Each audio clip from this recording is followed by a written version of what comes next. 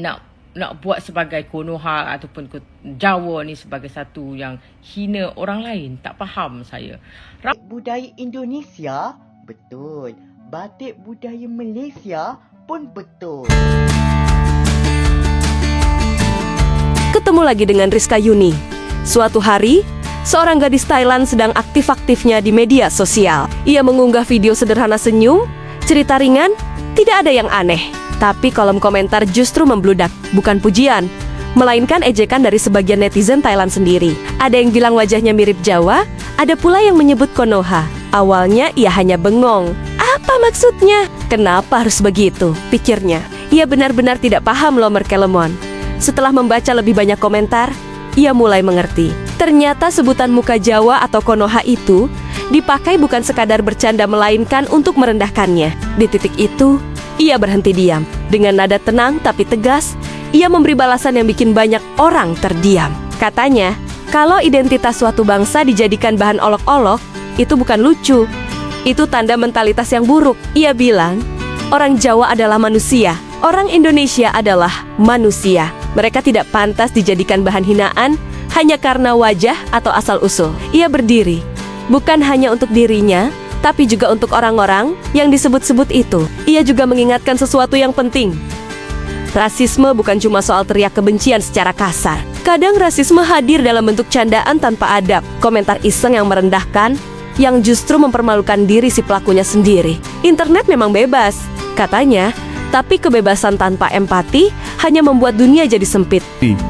Muka akak ni macam Konoha je. Okey, so benda ni lawak guys. Awal-awal dulu aku tak faham kenapa ramai bila saya cakap saya ni orang Thai dari Thailand, dia akan ada orang cakap muka kau macam Konoha, muka kau macam Jawa, tak serupa orang Thai.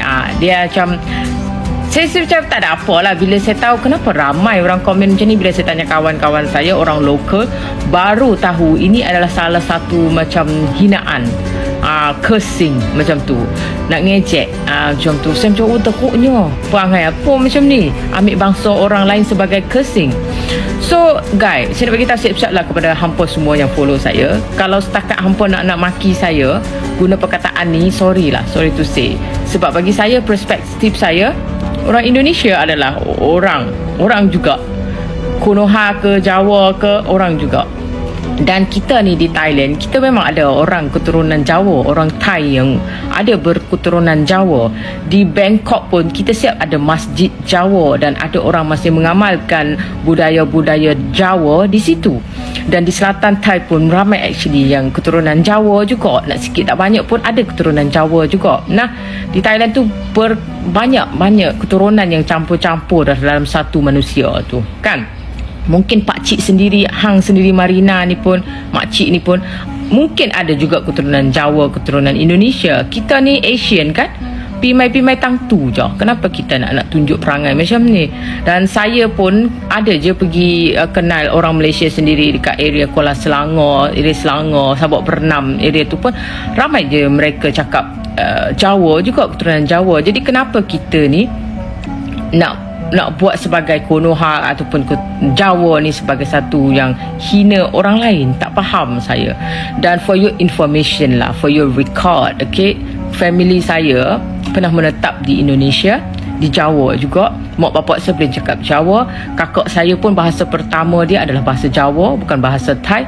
Dan I'm okay with that, I'm happy with that. You know, Indonesia is part of my life as well, as Malaysia pun sama, part of my life as well. Jadi kita banggalah, tak katalah kita ni siapa. Jadi tak payahlah. Paling teruk, orang yang teruk adalah dia terlalu bangga dengan kaum dia ataupun keturunan dia sampai dia mengguna nama keturunan orang lain sebagai hinaan. Itu paling jijik, perangai yang cukup jijik. Nak jauhkan kita dari sikap-sikap macam ni. Tolonglah guys, kita dah zaman 2025, patutnya kita dapat pendidikan yang elok. Buang pemikiran macam ni, menghina orang lain. Tak katalah kita ni keturunan apa, bangsa apa, dari mana. Respect, equal, everyone equal, respect. Respect. Perkataan respect tu nampak macam senang, tapi tak semua orang membesar dengan dididik oleh mak bapak mereka untuk hormat orang lain. Faham tak? Macam tu. Jadi kalau nak kutuk saya dengan perkataan, oh kau muka macam Konoha, kau muka macam Jawa, I'm okay with that. Tak rasa apa. Kenapa kena sakit? Awal-awal aku tak rasa apa bila orang cakap, oh itu hinaan, baru aku rasa, oh. Tapi kenapa nak sakit? I'm okay with that. Mungkin saya sendiri pun ada keturunan Jawa, why not, right? Di Thailand tu berlambak dia ada yang keturunan Jawa ikut sejarah semua tu. Dan kenapa? วันนี้ก็จะไปเที่ยวนะคะไปเที่ยวไหนคะสวยแรกฉันแบบก็ต้องสวยนะคะมีBye bye. มอมแมมแล้วบายบายก่อนละไม่เห็นนั่นอะไรอ่ะทำอะไรคะทำอะไรคะ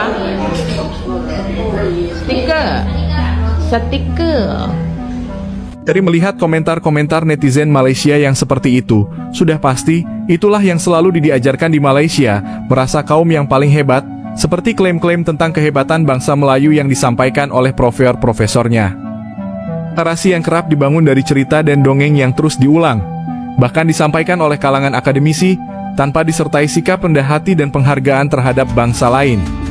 Akhirnya ia menutup dengan sederhana.